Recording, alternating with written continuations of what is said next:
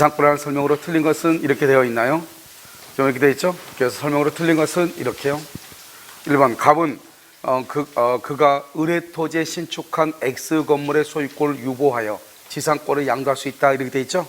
여러분 이게 바로 뭐냐면요, 지상권이라고 하는 것은 뭐냐면 타인의 토지에 건물을 소유하는 거예요.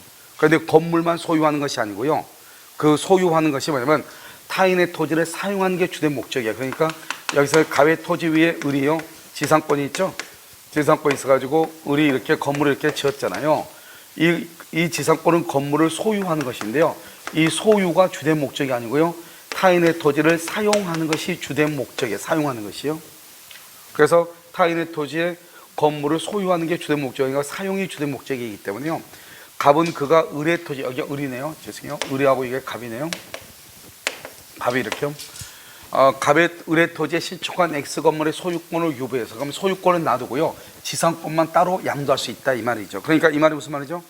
건물의 소유자, 지상물의 소유자와 지상권자는 다를 수도 있다, 이것을 얘기하는 거예요. 아시겠죠? 그래서 양도할 수 있다, 맞는 말이고요. 2번요, 갑의 권리가 만약에 법정 지상권이다. 원래는요, 우리가요, 약정 지상권은 지료를 지급할 의무가 없지만은요, 원칙적으로 법정 지상권의 경우는 지료를 지급을 해야 된단 말이죠. 그래서 지료에 관한 협의나 법원의 지료 결정이 없죠? 그러면 어떻게 된다? 지료가 얼마인지 모르잖아요. 그러니까 을은 지료의 연체를 뭐하지 못한다? 주장하지 못한다, 이렇게 얘기해. 아시겠죠? 왜냐하면 우리가 법정 지상권은 지료를 내지만 지료를 하려면 먼저 협의를 하고, 협의가 없으면 법원이 결정을 해야 되는데 아직 결정이 안 됐죠? 그래서 얼마인지 모르니까요, 지료 증감이라든가 2기 이상의 지료의 연체를 이유로 지상권의 소멸을 청구할 수가 없는 거예요. 3번은요, 지료를 연체한 갑이 병에게 지상권을 양도하죠. 그러면 지료를 연체한 갑이요, 지상권을 병에게 양도한 경우 을은 지료 약정이 뭐가 돼야 돼요? 등기가 되어 있을 때 병에게 뭐 할 수 있다? 대항할 수 있죠. 그래서 우리는 등기라고 하는 것은 기본적으로 권리 변동의 효력이 있고, 그 다음에 추정적 효력이 있고, 대항적 효력이 있죠. 그래서 지료는 등기할 때 대항할 수 있다, 이렇게. 4번은요, 을의 지상권을 양수한 정이라고 되어 있죠. 을의 지상권을 양수한 정은 갑의 을에 대한 지료 연체액을 합산하여 이렇게 되어 있잖아요. 자, 을의 토지를 양수한 정이니까 여기 봐봐요. 지금 이렇게, 이것은 뭐를 얘기하냐면 우리가 이제 이렇게 을이 지금 토지의 소유자고요, 그 다음에 갑이 지상권자고 건물이 이렇게 있잖아요. 그런데 이 토지가 이렇게 정한테 바뀌었다 이 말이죠. 그러면 토지가 양도가 되면 이 지상권자를 기준으로 해가지고요, 종전에 1년 하고요, 이번에 1년, 그럼 모두 2년이냐 이 말이죠. OX, X. 새로운 토지 양수인한테 몇 년이 돼야 된다? 2년이 돼야 된다, 이 말이죠. 그래서요, 합산해서 2년의 지료가 연체되면 소멸을 청구한다, 틀렸죠? 합산해서가 아니고 어떻게 해야 돼요? 어떻게? 토지 양수인 누구죠? 정이죠? 정에게 몇 년이 돼야 돼요? 2년이 연체가 돼야 돼요. 양수인에게 2년. 그래야만이 지상권의 소멸을 청구할 수가 있는 것이에요. 그 다음에 5번은요, 갑이 무에게 지상권을 목적으로 하는 저당권을 설정을 했다, 이 말이죠. 지상권을 목적으로 하는 저당권, 이게 열 무슨 말이에요? 항상 여러분요, 이 목적이란 말은 지상권 위에 이 말이죠. 그 말이 무슨 말이냐? 이렇게요, 이렇게 을이 있고요, 그 다음에 갑이 무에게 지상권을 목적으로 저당권을 설정했다. 갑의 지상권이 있죠. 이러면 지상권 위에는 저당권을 설정할 수 있잖아요. 그러면 저당권의 목적이 되는 것은 지상권하고 전세권이죠. 그래서 여기 어떻게 해요? 여기서 무가요, 저당권을 이렇게 설정을 했잖아요. 그럼 어떻게 해야 돼요? 이 저당권자를 보여야 되겠죠? 만약에 갑이요, 2년 이상의 지료를 연체하죠. 그러면 을은요, 갑과의 지상권 설정 계약을 소멸을 청구하겠죠? 그러면 2년 이상의 연체를 하게 되면 소멸을 청구하잖아요. 그러면 지상권을 소멸하죠. 그러면 지상권 위에 있는 저당권도 당연히 소멸한단 말이죠. 그런데 바로 소멸하는 게 아니에요. 왜요? 이 저당권자가 지상권자한테 가서 자신의 권리를 행사할 수 있는 시간적 여유를 줘야 되잖아요. 그래서 어떻게 하느냐? 만약 지료 연체를 이유로 을의 지상권 소멸 청구는 무에게 통지하고 어떻게 해야 돼요? 상당한 기간이 경과해야 효력이 생긴다, 소멸한다, 이 말이죠. 왜냐면 무조건 이 을이 갑과의 지상권 소멸 청구를 무조건 했다 해서 되는 것이 아니고 2년 이상의 지료를 연체하면 을은 갑과의 지상권 소멸을 청구하죠. 그리고 그 사실을 무에게 통지하죠. 통지하고 나서 무가요, 을에게, 갑에게 가서 자신의 권리를 행사할 수 있는 시간이 있어야 될 거 아니에요. 그래서 상당한 기간이 경과하고 나서 소멸의 효력이 있다, 이런 말이에요. 아시겠죠? 자, 정답 몇 번이에요? 정답은 4번이다. 이렇게 4번 이렇게. 자, 57번이죠. 자, 57번은요, 점유매개관계죠. 여러분, 점유매개관계의 직접 점유자는 무슨 점이다? 이런 봐봐. 항상 여러분요, 직접 점유자는 타주다 그러면 큰일 나. 점유매개관계에 의해서 직접 점유자가 타주다, 이 말이죠. 그러면 점유매개관계는 뭐냐? 여기서 갑이 있고 여기 을이 있죠? 을이요, 임차인이죠. 임차인이고 갑은요, 임대인이죠. 임대인, 이렇게요. 그래서 갑하고 을하고 임대차 계약을 체결하죠. 이 임대차를 뭐란다? 이것을요, 점유매개관계다, 이렇게 얘기하죠. 점유매개관계다. 그래서 임차인은 무슨 점이다? 직접 점유이고요. 임대인이 무슨 점이다? 간접 점유잖아요. 간접 점유. 그러니까 직접 점유와 간접 점유를 연결하는 것을 점유매개관계다, 이렇게 얘기하죠. 그 다음에 이 직접 점유자를 뭐라고 한다? 점유매개자다, 이렇게 얘기하죠. 점유매개자, 이렇게요. 그래서 이 점유매개관계, 매개관계에서 직접 점유자 임차인이죠. 임차인은 무슨 점유다? 타주 점유가 되는 거죠. 그래서 점유매개관계에 의한 임차인의 점유를 타주 점유다, 이렇게 얘기하고요. 점유자는 여러분 아무 말이 없죠. 앞에가 점유자라고 되어 있죠. 그러면 이 점유자가 뭐죠? 소유자인지 지상권자인지 알 수가 없잖아요. 그러면 점유자는 그랬죠? 무슨 의사? 소유의 의사. 이걸 자주라고 하죠. 자주. 소유의 의사로 과실 없이 점유다. 과실 없이 뭐죠? 무과실이죠. 그래서 무과실 점유한다, 이 말이죠. 무과실 점유. 그 무과실 점유라는 것으로 추정한다, 이렇게 됐죠.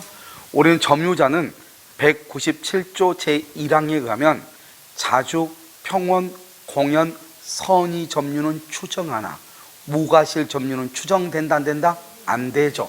그래서 무과실은 추정되지 아니한다. 그래서 추정되지 않으니까요, 누가 입증한다? 점유자가 입증을 하는 거죠. 점유자가 입증을 하는 것이고요. 우리가 추정되는 것은 뭐가 추정된다? 자주, 그 다음에 평원, 그 다음에 공연, 선의 점유는 뭐가 되고? 추정되고. 추정되죠. 추정하니까 누가 입증한다? 상대방이 타주 점유임을 증명을 해야 되고, 무과실은 추정이 안 되니까 점유자 스스로가 무과실이라고 하는 것을 증명을 해야 되는 것이고. 알겠죠? 그 다음에 3번은요, 3번은 을이 갑으로부터 임차한 건물을 을의 동의 없이 병에게 전대하죠. 그럼 잘 봐봐요. 이건 동의 없이 전대해서 무단전대죠. 자, 무단전대는 어떻게 돼요? 갑이 있죠. 갑이 있고 여기 을이죠. 을이 임차이죠. 을이 이것을 다시 병에게 전대했죠. 그럼 병이 지금 이 집에 들어와서 잠을 자고 있죠. 병을 뭐란다? 직접 점유자죠. 무단전대에도 이 사람 무슨 점이죠? 간접 점유자죠. 여기 무슨 점이죠? 간접 점유자. 그래서 지금 간접 점유자가 지금 두 개가 있죠. 이것을 우리 말한다? 중첩된다, 이렇게 얘기해. 간접 점유자가 두 개 있잖아요. 그럼 누구하고 간접이죠? 갑하고 을이 간접이. 그래서 을만이 그러면 틀렸죠. 을만이. 알겠죠? 갑과 을이 간접 점유자다, 이렇게. 갑과 을. 알겠죠? 을만 그러면 안 된다, 이 말이죠. 이때요, 무단 양수인, 정의, 병이요, 직접 점유자. 그래서 갑과 을이 간접 점유자, 이렇게 얘기하죠. 4번은요, 갑이 을과의 명의신탁약정이죠.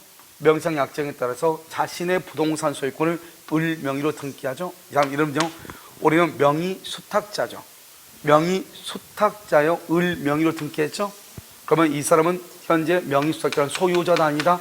소유자가 아니죠. 우리가 명의신탁에서는 신탁자와 수탁자 간에는 누가 소유자라고 했죠? 신탁자가 소유자죠. 수탁자 명의의 등기는 무효이죠. 원칙적으로요. 원칙적으로 명상약정이 무효니까 을 명의 등기도 무효잖아요. 을은 원칙적으로 자주점유다, 타주점유다, 타주점유죠. 그래서 여기서 보면 을의 점유는 타주점유다. 그래서 우리가요, 타주점유인 것 기본적으로 우리가 몇 가지 봐야 되죠? 타주인 것 기본적으로 네 가지. 뭐가 있다? 악의의 무단 점유임이 밝혀진 경우. 그 다음에 지금 여기 있는 명의수탁자의 점유. 알겠죠? 그 다음에 또 분묘기지. 남의 땅에 있어서 묘를 설치하죠? 분묘기지. 그 다음에 공유자 중에 한 사람이 자신의 지분은 3분의 1인데 공유물 전부를 점유할 경우. 그것을 뭐란다? 그것은 아기의 뭐죠? 그것은 타주 점유, 아기의 무단 점유와 더불어서 이 네 가지가 가장 기본적인 타주 점유가 되는 거예요. 알겠죠? 그래서 여기요, 우리가 명의수탁자라는 것은 명의신탁 약정에 의해서 자신 명의로 등기된 자가 명의수탁자죠. 명의수탁자의 점유는 무슨 점유다? 타주 점유다 이 말이에요. 그래서 의뢰 점유는 자주다 틀렸죠. 타주 점유다 이렇게. 5번은요, 실제 면적이 등기판 면적 여기요 상당히 초과하게 됐죠. 여러분 실제는요, 상당히 초과하는 토지를 매수해서 인도받을 때는 이렇게 됐죠. 자, 우리가 이제 착오로요 13평의 땅을 샀는데요, 옆에 있는 땅 50평을 자기가 산 걸로 착각했다 이 말이죠. 그래서 무슨 점이다? 이때는 무슨 점이다? 타주가 돼요. 타주. 자주 점유가 아니고 타주가 된다. 그래서 13평의 땅을 샀는데 13평, 옆에 있는 땅 50평을 자기가 산 걸로 착각을 했다 이 말이죠. 무슨 점이다? 타주 점유다. 타주. 아시겠죠? 그것을 타주 이렇게 얘기를 하는 것이죠. 타주 이렇게. 그런데 만약에요, 우리가 착오로요, 이게다가 이제 비교가 되는 게 뭐가 있죠? 착오로 인접 토지의 일부를 매수한 것으로 착오를 했다 이 말이죠. 착오. 이것은 무슨 점이다? 이것은 자주 점유가 돼. 자주. 그래서 여기서 인접 토지의 일부라는 것은 962평의 땅을 샀는데 옆에 있는 땅 51평을 자기가 매수한 것으로 착각했다 이 말이죠. 여기서 962평의 땅을 샀는데요, 옆에 있는 땅 50평을 자기가 산 걸로 착각했다 이 말이죠. 그럴 수 있잖아요. 땅이 크니까요. 이런 경우는 무슨 점이다? 이 땅에 대한 점유는 자주다 이 말이죠. 그런데 13평에 샀는데 옆에 있는 땅 50평을 자기가 산 걸로 착각했다. 그래서 여기서 상당히 초과란 말이 키워드죠. 상당히 초과 그러면 무슨 점이다? 타주 점이다. 타주. 알겠죠? 이거 정답 몇 번이에요? 1번이죠. 자, 58번 점유자와 회복자라고 되어 있죠. 그럼 점유자 회복자는 세 가지예요. 첫 번째는 뭐다? 과실소치권. 두 번째는 멸실 훼손할 때 손해배상 청구권. 세 번째는 비용상환청구권. 세 가지죠. 그럼 우리가 점유자와 회복자는 세 가지가 있다는 것을 먼저 아시고, 1번 과실을 취득한. 우리가 과실 취득은 누가 하죠? 이때 과실은 무슨 과실이죠? 이때 과실은 천연과실, 그 다음에 플러스 법정과실, 플러스 사용이익. 이 세 가지를 합해서 과실이라고 얘기하는 것이죠. 두 번째는요, 여기서 과실을 취득은 선의점유자죠. 선의점유자가 과실을 취득하죠. 통상의 필요비는요 상환을 청구하지 못하죠. 그래서 우리가 비용을 청구할 때요, 우리가 비용은 두 가지가 있죠. 하나는 필요비가 있고요, 하나는 뭐가 있어요? 유익비가 있죠. 유익비가요. 자, 필요비는요 통상의 필요비가 있고요, 특별 필요비가 있고 두 가지가 있죠. 그런데 이 통상의 필요비는요, 과실을 수취했느냐 안 했느냐. 과실을 수취했느냐 안 했느냐. 했다 그러면 청구를 못하고요, 청구를 못했다 그러면 청구를 못하고 이거는 청구할 수 있죠. 수취하지 못했으면 청구할 수 있죠. 특별 필요비와 유익비는요, 유익비는 과실 수취 여부와 불구하고 무조건 할 수 있다, 청구할 수 있죠. 그래서 여기서 보시면 우리가 이제 여기서 뭐가 중요하면, 통상의 필요비만 과실을 수취했으면 청구를 못하고 수취하지 않으면 청구할 수 있어. 수취했다고 하는 것은 선의는 청구하지 못하고, 수취하지 못했다 악의는 과실을 수취하지 못하니까 청구할 수 있다 이 말이고, 그 다음에 여기요 특별 필요비와 유익비는요 뭐를 불문하고? 악을 불문하고 다 청구할 수 있고 이렇게. 아시겠죠? 그래서 그럼요 이 말을 지금 보는데 여기를 봐봐. 여기 지금 선의죠. 선의는 과실을 수취하죠. 그러니까 통상의 필요비는 청구할 수 있다 없다? 없다. 그래서 청구하지 못한다 이렇게 얘기하는 거예요. 자, 그다음에 2번은요 악의의 점유자죠. 여기서 재밌는 말은 점유자가 책임 있는 사유로 멸실했죠. 멸실. 자, 책임 있는 사유로 멸실했다 그러면요 선의이고 자주이면은 현존이익을 반환하죠. 현존이익. 선의이고 자주이면 현존이익을 반환해요. 그래서 우리는 선자현존이라고 얘기해요. 뭐라고 한다고? 선자현존 이렇게 얘기해요. 그래서 지금 앞에가 지금 선이 가지고 뭐라고 되어 있죠? 악이죠. 악이니까 일단은 현존이다 전부다. 전부. 그래서 현존이익의 범위에서 틀렸죠. 그래서 손의 전부를 배상한다 이렇게 얘기하죠. 자, 3번은요 악의의 점유자로 만다. 악의. 여러분 악이죠. 우리가 선의하고 악의인데 악의는요 전부로 반환돼요. 전부. 이때 전부는 뭐냐? 이익에다가 이자에다가 손해배상까지를 전부라고 그래요. 여기서 이익에다가 그 다음에 이자에다가 그 다음에 여기요 이행지출은 지연손해죠. 손해까지 이것을 손해 전부다 이렇게 얘기해요. 전부를 반환한다 이렇게. 3번은 맞는 말이죠. 자 4번은요 유익비죠. 유익비에서 가장 중요한 게 뭐냐면 여기 유익비용. 항상 유익비는 여러분요 공통이야. 우리 민법에서 다 공통이야. 전세권, 임차권 다 공통이라고. 자 유익비는요 일단 목적물을 계량을 해야 돼. 그 다음에 가치가 현존해야 돼. 현존하고 누구의 선택? 회복자. 그럼 여기서 회복자는 누구를 회복자라고 하냐? 회복자는요 임대차에서는 임대인, 전세권에서는 설정자, 그 다음에 점유자냐 소유자 할 때는 소유자. 알겠죠? 회복자의 선택에 의해서 여기서 지출 금액이나 지출 금액 또는 뭐다? 증가액 둘 중 하나를 선택해서 그 다음에 우리가 상환기간을 뭐한다? 법원에 허여하죠. 그래서 유익비는 상환기간을 허여받으면 뭐가 없다? 유치권이 있다 없다? 유치권이 없다 이 말이죠. 자 지금부터 설명을 해요. 여기서 회복자는 소유자를 얘기하는 거. 소유자. 두 번째요 지출 금액하고 증가액은요 어떻게 해요? 이것을 증명을 해야죠. 증명은 누가 한다? 증명은 누가요? 점유자가 증명을 하는 거예요. 점유자가. 그 다음에 두 번째요 상환기간을 허여하려면 이건 어떻게 하죠? 이건 법원에 청구하죠. 법원에 청구를 하죠. 이 법원에 청구로 누가 법원에 청구한다? 점유자가 청구한다? 회복자가 청구한다? 돈 갚을 사람 누구죠? 회복자가 돈을 갚죠. 그래서 이것은 누가 청구한다? 회복자가 청구하는 거예요. 법원에.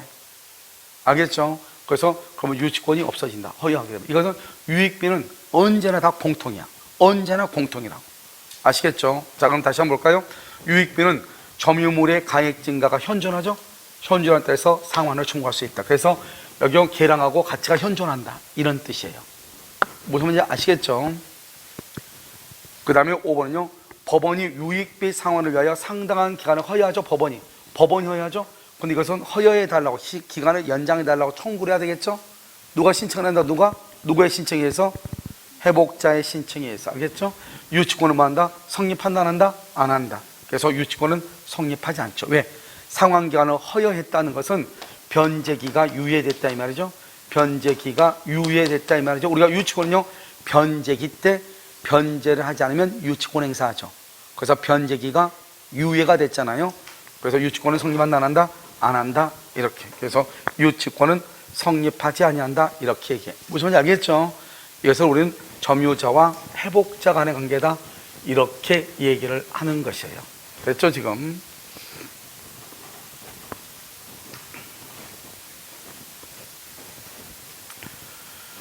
자 50번은요 법률에 다른 규정이 없으면 선량한 관리자의 주의 의무. 자 이제 이것은 뭐냐면 선량한 관리자의 주의 의무를 우리는 뭐라 한다? 이것을 선관주의 의무다 이렇게 얘기해. 알겠죠? 그러니까 우리는 이제 두 가지가 있다고 그랬죠. 우리는 추상적 경과실이라고 하는 것이 있어요. 추상적 경과실. 우리가 여러분요 과실할 때 과실은 이 추상적 경과실을 얘기해. 그 다음에 또 뭐가 있다? 구체적 경과실이라고 하는 것이 있어요. 구체적 경과실이요. 이것은요 소유자로서 또는요 상속인으로서 또는요 친권자가 점유하는 것. 친권자가 점유하는 것을 구체적 경과실이라고 얘기를 해요. 자 추상적 경과실은요 타인의 물건을 전제로 해. 타인의 물건. 누가 있다? 지상권자라든가 알겠죠? 또는요 전세권자라든가 또는요 임차인이라든가 이런 사람들 있죠? 이런 사람들의 점유를 추상적 경과시라고 얘기해. 그러니까 여러분요 이것은 구체적인 뭐죠? 자기 소유죠. 자기 소유. 여러분 내 거를 보관할 때는 지금 봐봐요. 저도요 여기 강의하면서 이 책이요 책 같은 거 여기다 그냥요 놓고 그냥 가가지고 쉬고 오잖아요. 알겠죠? 내 물건은 관계없는 거예요. 근데 만약에 이게 내 것이 아니라 해봐. 아무리 별거 아니어도 이거 만약에 잃어버리면 만약에 어떻게 해야 돼요? 다시 살려면 이거 어디서 파는지도 모르고 골치 아프잖아요. 그러니까 내가 항상 주머니에 놓고 다니겠죠. 내 거니까요. 이건요 누가 잃어버리면 다시 한번 내가 어디서 산 줄 아니까 사면 되는 것이고요. 그러니까 내 물건은 뭐냐 구체적 경과실. 이건 추상적 경과실인데 어디가요? 남의 물건을 이 전세권자나 임차인이나 지상권자는 타인의 물건을 우리가 가지고 있고 빌려서 쓰고 있잖아요. 그러면 잘 보관해야 되겠죠? 알겠죠? 그것을 얘기하는 것이고 구체적은요 그냥 내 물건처럼 보관하면 된다 이 말이죠. 그러니까 내 물건 어때요? 집에 가서 아무 데나 던져놓잖아요. 남의 물건 아무 데나 던져놓으면 어때요? 얘들이 쓰레기인 줄 알고 버려버릴 수도 있잖아요. 그러니까 조심해야 돼, 안 해야 돼? 해야 되죠. 그 정도 이해하시면 돼. 그것을 추상적 경과실이고, 내 물건처럼 복원한 것을 구체적 경과실이라고 하고, 우리가 흔히 말할 때 고의과실 때의 과실은 추상적 경과실을 얘기하는 거예요. 아시겠죠? 그러니까 이제 여기서 이제 우리가 문제를 한번 보면 되죠. 여기 딱 보시면 여기 봐봐. 뭐라고 했어요? 임차인. 저기 나왔죠? 전세권자, 유치권자. 다 자기 게 아니죠, 지금. 남의 걸 점유하고 있잖아요. 그럼 여기 점유 매기 관계 이 말이 중요하죠? 점유 매기가 뭐죠? 임대차죠. 임대차에서 직접 점유자가 누구요? 임차인이죠. 임차인. 그러니까 똑같은 거야, 이게. 임차인이나 전세권자나 유치권자나 똑같은 말이야, 이 말은. 알겠죠? 그런데 소유권자, 소유권자나 상속인이나 그 다음에 친권자 이런 경우는 다 뭐다? 자기 물건인 것처럼 한다 이 말이에요. 무슨지 아시겠죠? 자, 그것을 뭐라고 표현한다? 구체적 경과실이다. 그래서 여러분 4번은 구체적 경과실이고요. 여기 1번, 2번, 3번, 5번은요 추상적 경과실인데, 이렇게 이 추상적 경과실 이것을 선량한 관리자의 주의 의무를 부담한다 이렇게 얘기를 해. 아시겠죠? 그래서 이것은요 사실은요 우리의 시험 범위라기보다는 다른 시험의 시험 범위로 해가지고 시험에 나오는 것이 좀 더 정당한데요. 아무튼 우리 시험에 나왔어. 아시겠죠? 정답 몇 번이다? 4번. 자, 지역권이죠? 지역권은요 요역지와 분리하여 양도 처분하지 못한다고 되어 있죠? 자, 이것은 여러분 딱 4가지가 있다고 그랬어. 이건 요역지. 요역지가 있고, 그 다음에 뭐가 있죠? 전세금이 있고, 그 다음에 비담보 채권이 있고, 비담보 채권이요. 그 다음에 뭐가 있다? 뭐죠? 전유 부분 이렇게 4가지가 있죠. 전유 부분 이렇게요. 이렇게. 요역지는 뭐가 있어요? 지역권이 있고, 전세금은 뭐가 있어요? 전세권이 있고, 비담보 채권은요 저당권이 있고, 그 다음에 그림노트 다 있어. 전유부는요 대지 사용권, 대지권이 이렇게 있잖아요. 자, 이것을 우리는 뭐라 한다? 이것을요 주된 권리라고 얘기하고요. 이것을 우리는 뭐라 한다? 이것을요 종된 권리다 이렇게 얘기하는 거죠. 자, 됐죠? 자, 그럼 봐봐요. 종된 권리는 주된 권리하고 뭐 하지 못한다? 분리 양도할 수 없다. 그래서 분리 양도가 안 되는 거예요. 그래서 항상 읽을 때 이렇게 읽어. 지역권은 요역지와 분리할 수 없다. 전세권은 전세금과 분리할 수 없다는 거죠. 그런데 주된 권리는 종된 권리와 분리할 수 있죠. 그러면 피담보 채권은 저당권하고 분리할 수 있죠. 그 분리해서 양도하잖아. 그럼 저당권은 없어지는 거예요. 전세금을 전세권과 분리해서 전세금만 양도하죠. 그럼 전세권은 없어지는 거예요. 이해됐죠? 그런데요, 이 종된 권리는 주된 권리하고 분리할 수 없다 이 말이죠. 만약에 피담보 채권이요, 채권이 없어지죠. 주된 권리가 없어지죠. 그러면 종된 권리는요, 종된 권리 뭐 없이요? 말소 등기 없이, 말소 등기 없이 어떻게 돼요? 당연히 뭐가 된다? 소멸하는 거예요. 그 다음에 전유 부분에 대한 저당권이죠. 전유 부분에 대한 저당권은요 어디에 미친다? 종된 권리인 대지권, 대지사용권이 더 많다? 미친다 이렇게 얘기해요. 알겠죠? 이 3가지가 주된 권리, 종된 권리고, 우리가 시험에는 항상 이 4가지밖에 안 나와. 요역지, 지역권, 전세금, 전세권, 비담보 채권, 저당권, 그 다음에 전유 부분, 대지권, 대지사용권, 이 4가지밖에 안 나와. 언제나. 알겠죠? 무조건 시험에 나온 것이 아니까. 여기 보면 지역권은 종된 권리는 요역지, 주된 권리와 분리하여 양도하거나 처분하지 못한다 이 말이죠. 아시겠죠? 그 다음에 공유자 1인, 몇 번 얘기했죠? 불가분성이죠. 지역권에서 불가분성은 너무 중요하다고 그랬죠. 그래서 우리가 지역권의 불가분성은요, 이 공유자 중에 한 사람이 다른 공유자의 동의 없이 지역권을 설정할 수 있는가? 이거 별것도 아닌 것 같죠? 여러분, 지역권 설정이 뭐예요? 지역권을 설정한다? 이것을 물권행위라고 그래. 이런 물권행위를 무슨 행위라고 한다? 처분행위라고 그래요. 처분행위는 누구의 동의가 있어야 돼요? 처분행위는, 공유에서 처분행위는, 자, 보존행위는 각자가, 관리행위는 지분의 과반수, 처분 변경은 전원의 동의죠. 그래서 처분행위는 전원의 동의가 있어요. 전원의 동의가 있어야 돼. 전원의 동의. 그런데 여기는 한 사람이 1인이 설정할 수는 있다 없다? 없다. 이렇게 되는 거예요. 그래서 설정할 수 없다 이렇게. 자, 3번은요 소유권에 의한 소유물 반환 청구죠. 반환 청구를 하려면, 반환은 뭐가 전제가 돼야 돼? 점유할 때 반환 청구할 수 있잖아요. 근데 그럼 여기가 지역권은요 점유한다 안 한다? 지역권을 점유한다 안 한다? 안 하죠. 그래서 반환 청구권이 있다 없다? 없다. 그래서 준용된다 안 된다? 준용되지 않는다 이렇게 얘기해요. 그래서 지역권에는 지역권에 기한 반환 청구권은 없는 거예요. 그럼요, 우리가 점유하지 않는 것 두 가지가 있죠? 뭐가 있죠? 점유하지 않는 것 두 가지. 저당권하고 지역권.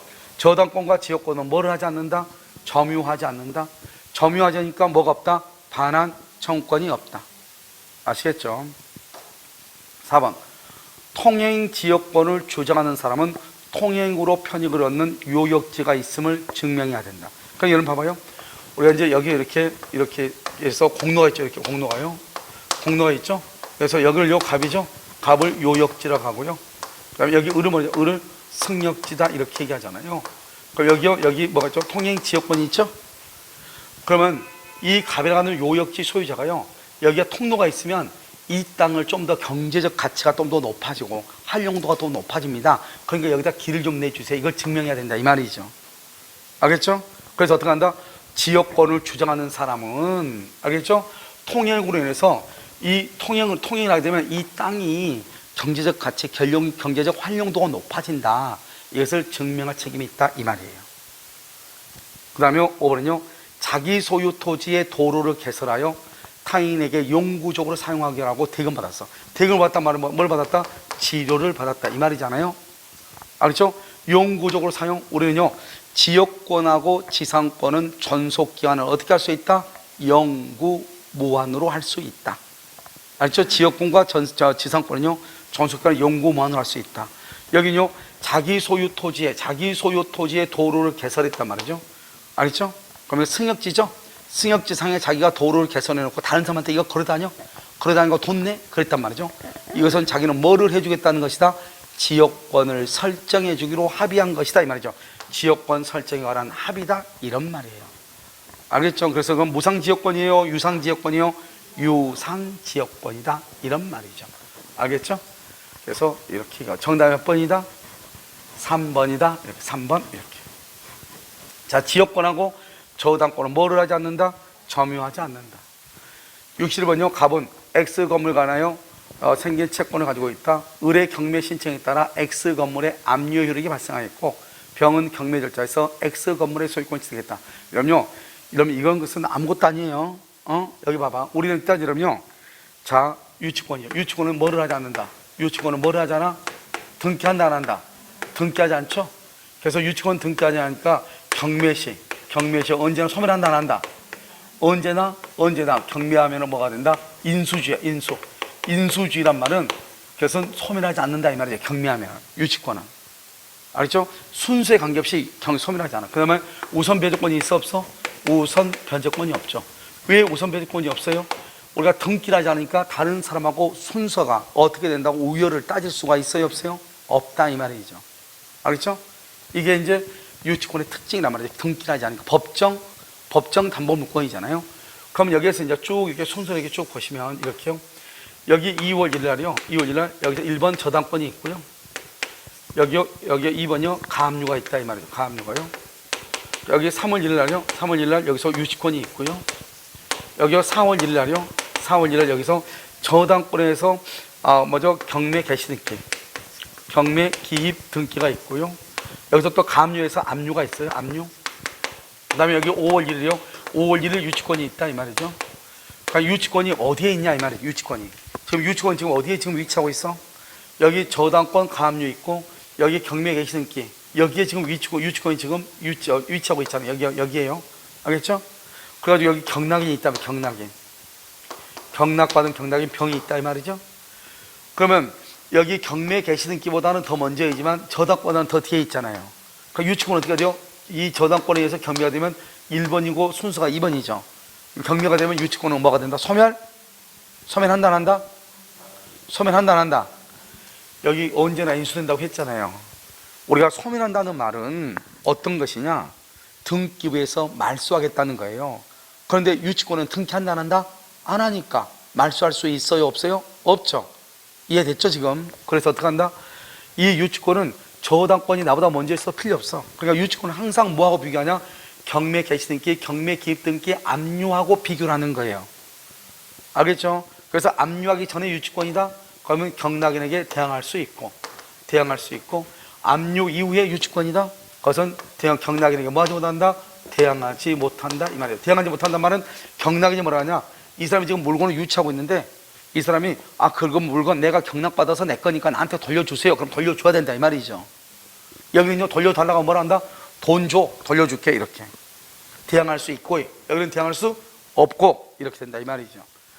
그러니까 항상요, 기준이 여기 보면 다음 쪽에서 갑이 병에게 유치권을 행사할 수 있다. 유치권을 행사할 수 있다는 거 하는 것은 뭐 할 수 있다? 대항할 수 있는 거 찾으라 이 말이죠. 그럼 대항하려면 어떻게 해야 돼요? 경매 개시 등기 전이에요 후예요? 전을 찾으면 되지. 전을 찾으면 되지. 알겠죠? 그럼 1번 봐봐요. 여기 압류가 발생하고 난 후에, 압류가 발생하고 난 후에, 압류가 있기 전에 그럼 인생 끝났네. 알겠죠?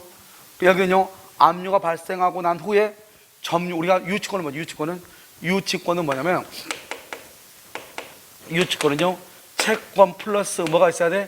점유가 있어야 돼. 그러니까 만약에 채권이 2월 1일이고 점유가 2월 5일이다. 그러면 2월 5일 날 유치권이에요. 두 개가 다 있어야 돼. 이 사람은 어디야? 점유를 후에, 나중에 점유를 이제 받았다 이 말이지. 그럼 여기서부터 유치권이다 이 말이에요. 그러니까 여기서 몇 번이다 여기요? 여기죠. 여기 5월 1일 얘기하죠. 그 다음에 여기 후에요, 채권의 변제기가 들어있다. 채권이 인제 있었다. 이제서야. 그 전에 점유했는데 인제 채권이 있는 거예요. 그러면 여기 이것도 5월 1일이다 이 말이죠. 그 말이잖아요 지금. 여기는요, 압류가 하기 전에 여기죠. 여기 3월 1일 압류하면 유치권이 취득했죠. 유치권이 취득했어. 근데 그보다 더 먼저 뭐가 있다는 거예요? 저당권은 기준이다 아니다? 아니라고. 뭐가 기준이라고? 압류가 기준이라고. 압류가 기준이. 저당권은 필요가 없다고. 왜? 어차피 경매돼도 소멸하지 않으니까. 그 전에 저당권이 있어 필요 없다고. 알겠죠? 뭐가 기준이다?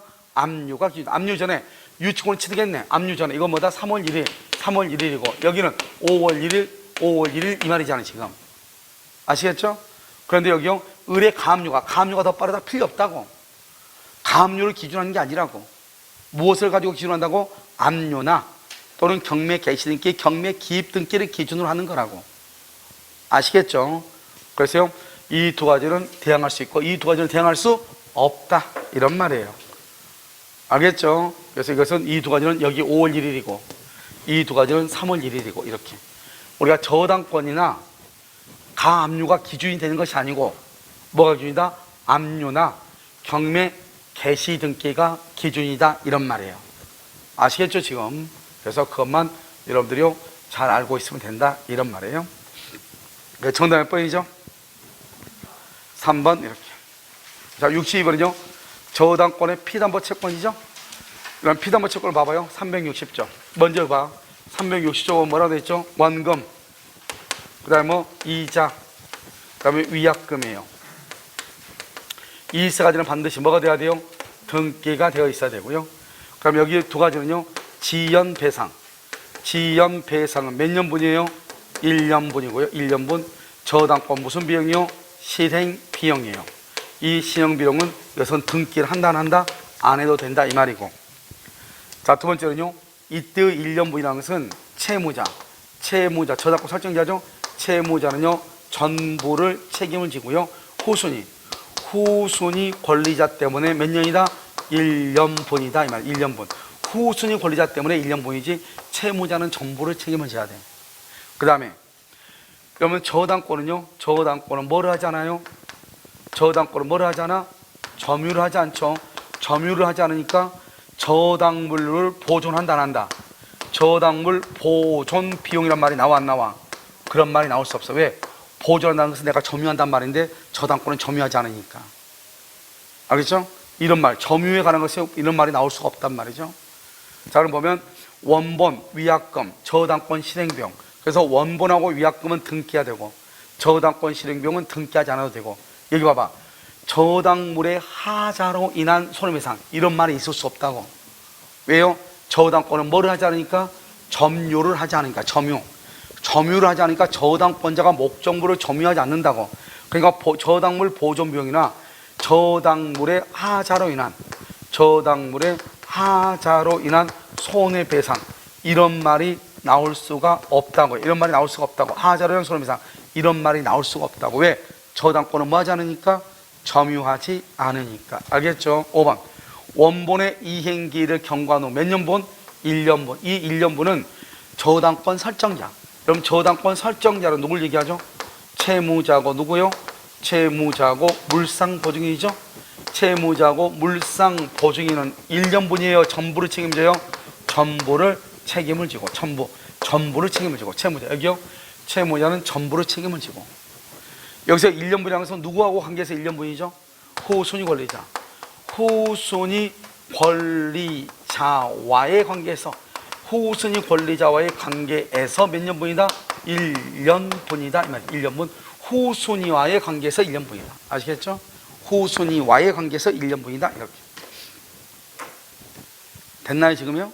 그렇죠? 이렇게 되는 거예요. 그래서 여기서 저당물의 하자는 이것은 질권에서 질권은 뭐냐면 물건을 점유하거든요. 그러니까 질권의 대상은 질물이라고 그래. 그러니까 질물의 하자로 인한 손해배상, 질물의 보존비용 이것은 질권에만 있는 거예요. 그런데 저당권은 점유하지 않잖아요. 그러니까 저당물의 보존비용, 저당물의 하자로 인한 손해배상 이런 말이 나올 수가 없는 거예요. 알겠죠? 저당권은 점유하지 않기 때문에. 그럼 지금 이해되셨나요? 알겠죠? 이렇게.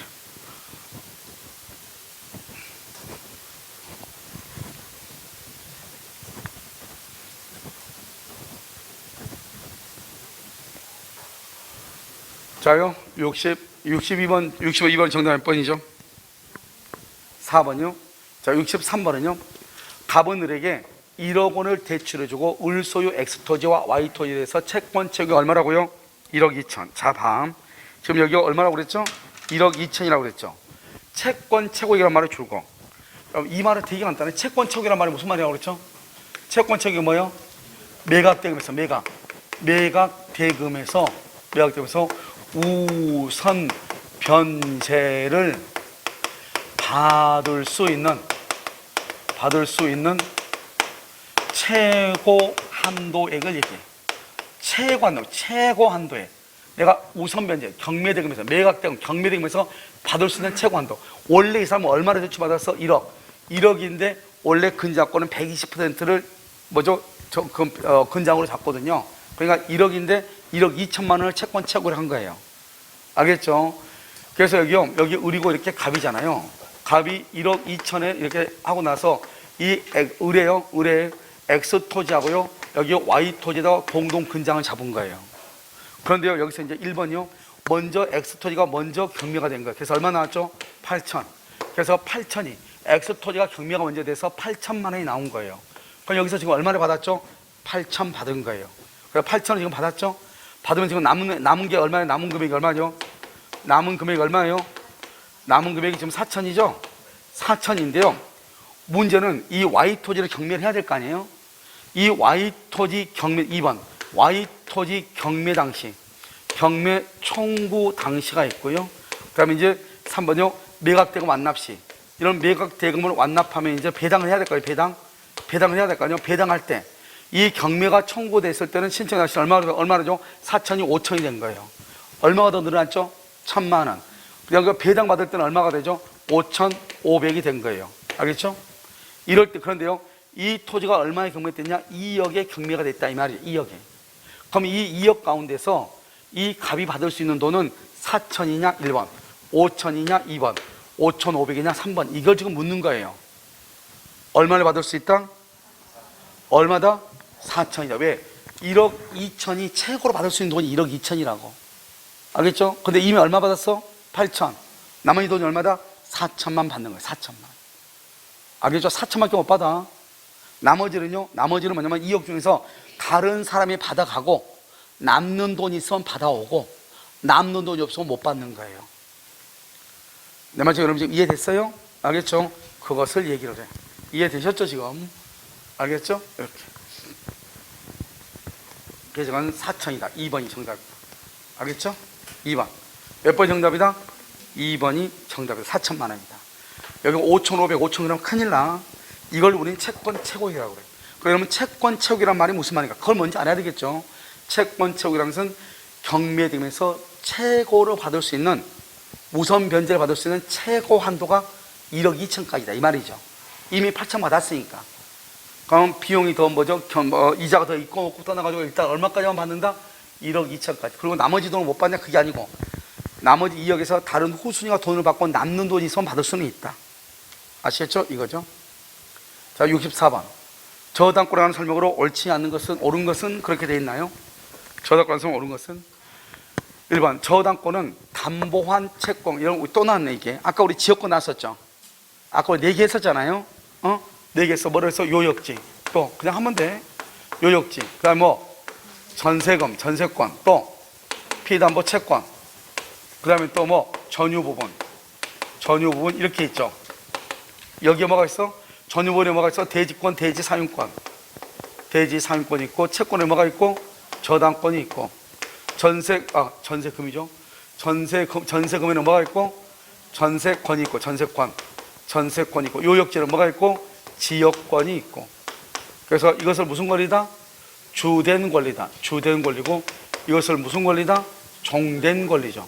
종된 권리요. 이 종된 권리는 주된 권리와 분리 양도할 수 있다 없다? 없다 이 말이잖아요. 알겠죠? 아까 우리 뭐라 하나 지역권 나왔었죠. 지역권은 요역지와 분리 양도할 수 없다 나왔죠. 이번에는요, 저당권은 피담보 채권과 분리 양도할 수 없다 이 말 아니에요 지금. 알겠죠? 이 4가지밖에 없다고 그랬어.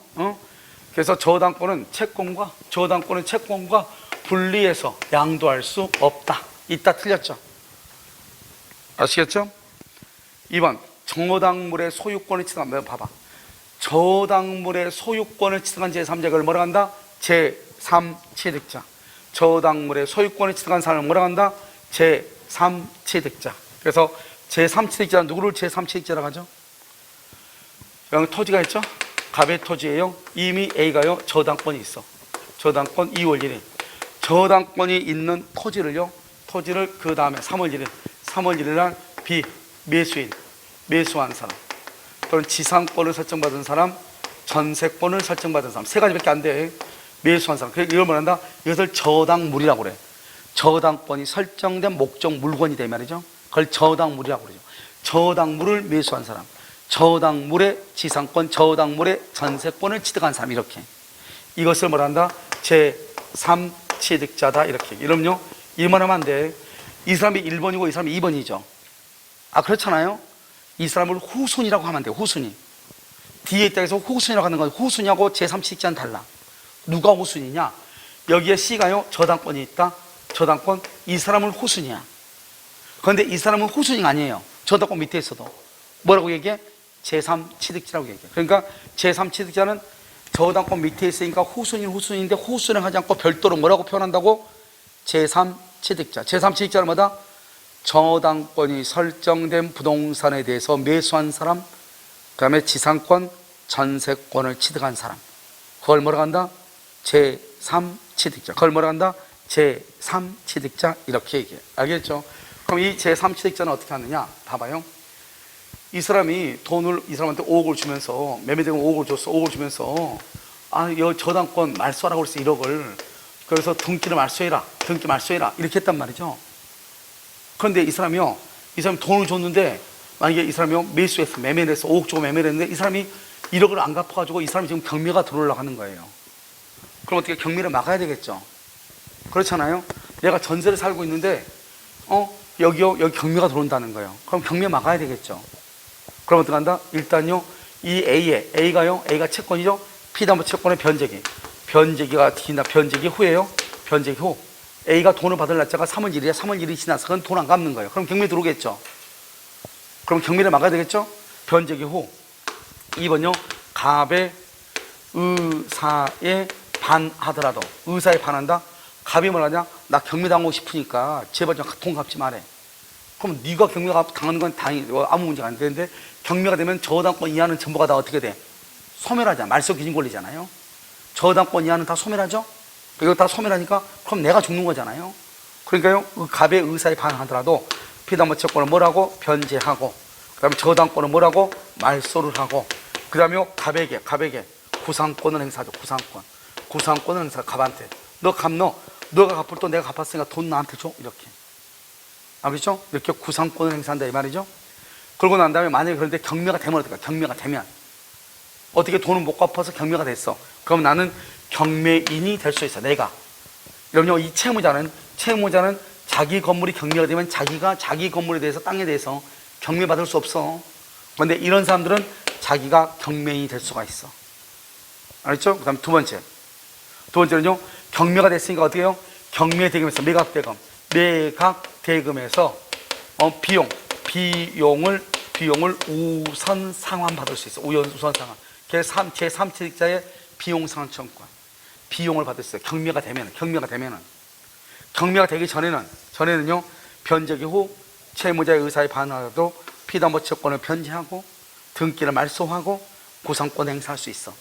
이제 무슨 말인지 이해됐어요? 알겠죠? 그러니까요, 제3취득자는 기본적으로 이것을 암기해야 돼. 이미 제3취득자는 뭐다? 경매인이 될 수 있다. 경매대금에서 필요비와 유익비를 우선 상환받을 수 있다. 내 지금 말이 좀 빨라요? 말이 빨라? 자요, 이렇게 될 수 있다. 무슨 말인지 알겠죠? 오케이. 자요, 3번. 저당권의 효력은 특별한 사정이 없으면 그 건물의 소유를 목적으로 하는 뭐에 미친다? 지상권에 미친다. 여러분, 이 말이 무슨 말이에요? 여기 보시면, 여기요, 갑의 토지에 있죠? 갑의 토지에 을이 건물을 가지고 있어. 그럼 을이 어떻게 건물을 가지고 있죠? 남의 땅에 건물을 가질 수 있어? 난리 나죠. 여러분 땅에 내가 건물을 지었어. 가만히 있겠어? 여러분은요, 아니요, 호미 들고 쫓아올 거예요. 알겠죠? 그럼 어떻게 하면 된다? 을이 여기서 그러니까 죽기 싫으면 뭐가 있어야 돼? 지상권이든 뭐가 있어야 돼? 임차권이 있어야 될 거 아니에요. 됐죠? 그래가지고 건물을 지었단 말이죠. 그럼 이 건물에다가 그러고 나서 A한테요, 저당을 잡아. 저당권. 그럼 이 건물의 소유권이 주된 권리고 지상권, 임차권이 종된 권리란 말이죠. 그럼 여러분 어떻게 돼요? 건물에 대한 저당권은 건물의 소유를 목적으로 하는 지상권, 임차권에 넘어간다? 미친다. 이렇게 미친다. 그래서 만약에 이 저당권에서 건물이 경매가 되죠. 경매가 돼서 X가 건물의 경락을 받죠. 그러면 지상권이나 임차권도 등기 없이 X한테 이전되는 거예요. 등기 없이. 경매니까. 알겠죠? 등기 없이. 그래서요, 여기를 뭐다? 여기 보시면 건물의 소유를 목적하는 지상권에도 만다? 미친다. 그 말은 이 건물에 대한 저당권으로 경매가 되면은 건물만 경락을 받는 것이 아니고 지상권도 경락을 받을 수 있다. 이런 말이에요. 무슨 말인지 아시겠죠? 그 다음에 저당 부동산에 압류가 있으면, 여러분 봐봐요. 우리가 저당권은 뭐죠? 저당권은 점유한다, 안 한다? 점유하지 않죠? 그래서 원칙적으로 과실 수취권이 있어, 없어? 과실 수취권이 없는 거예요, 원칙적으로. 이거 원칙은 없어요, 과실 수취할 수 없어요, 원칙적으로 없다고. 그런데 뭐가 있으면 뭐가? 압류 후에는 과실을 뭐 할 수 있다? 과실을 수취해서 그걸 말다 과실을 수취할 수 있다. 자신의 채권 변제에 우선 충당, 수취해서 채권 변제에 우선 충당할 수 있다, 이 말이죠. 우선 충당, 채권 변제에 우선 충당. 한번 볼까요? 자, 이런 건물은요, 이 건물의 갑의 건물의 을이 1억을 빌려주고 이 건물을 저당을 잡았어. 1억을 빌려주고 저당을 잡았단 말이죠. 그런데 갑이요, 돈은 갚은 거예요. 그래서 을이 이제 뭘 한다? 압류하죠. 압류를 해가지고요, 경매가 들어갔어요. 경매가.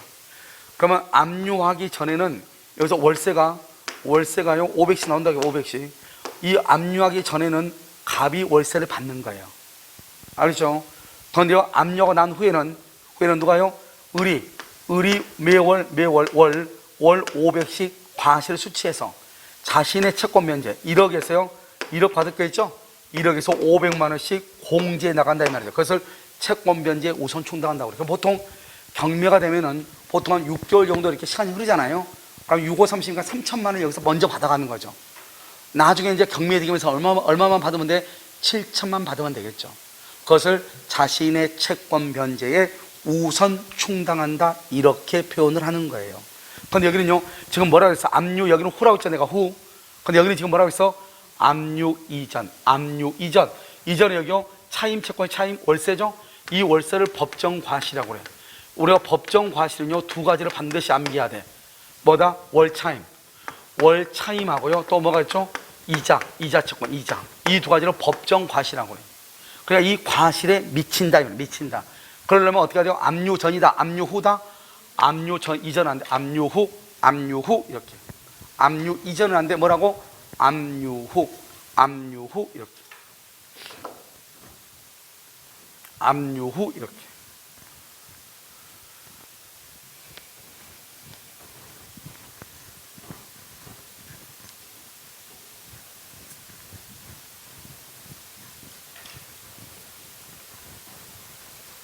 됐죠? 5번요. 저당 부동산의 제3취득자는 또 나왔네. 제3취득자가 누구라고? 제3취득자가 누구라고? 저당권이 설정된 부동산을 그 다음에 뭐 한 사람? 매수한 사람. 지상권, 전세권. 매수한 사람, 지상권, 전세권을 취득한 사람. 알았죠? 이 보존 계량에 지출한 비용. 보존은 뭐죠? 필요비. 계량은 뭐죠? 유익비. 이 유익비를요 경매대금에서 우선 상환받을 수 있다. 경매대가에서 뭐 한다? 우선 배제받을 수 있다. 제3취득자의 비용산 청구권. 그래서 그럼요 우리가 경매대가 있죠? 경매대가에서 배당 순위, 배당 순서, 배당 순위가 어떻게 되죠? 첫 번째 저당권 실행비용, 저당권 실행비용. 두 번째는 뭐죠? 제3취득자, 제3취득자의 비용상환청구권, 비용상환청구권, 필요비, 유익비. 여기서 받아간다니까요. 그 다음에 세 번째가 뭐죠? 최우선 변제권, 최우선 변제권 이렇게. 네 번째가 뭐죠? 네 번째는 당해세. 다섯 번째는 뭐예요? 우선 변제권. 여러분요 오늘은 못 만났어요?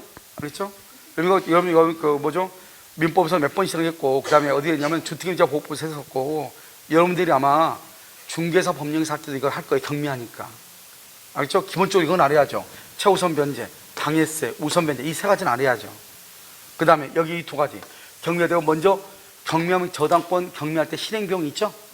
1억에서 보통 한 8, 90만 원 한단 말이죠. 1억짜리 건물이 경매된다 그러면 여기요 제3취득자의 비용상환청구권 이렇게. 이때 비용이 필요비, 유익비, 제3취득자. 이게 제3취득자. 제3취득자는요 저당권이나 근저당권이 설정된 부동산을 그 이후에 매수하거나 지상권이나 전세권을 설정한 사람을 뭐라 한다? 제3취득자다 이렇게 얘기해. 일단 좀 아무것도 아니죠. 그래서 아무것도 아니다 이런 말이죠. 알겠죠? 이렇게. 됐죠? 이렇게. 됐나요? 정답 몇 번이죠? 3번 이렇게. 자, 65번부터는 그러면 채권이에요. 채권이니까 그러면 잠깐 쉬었다가요 바로 하도록 그렇게 하겠습니다. 아시겠죠? 잠깐 쉬도록 하겠습니다.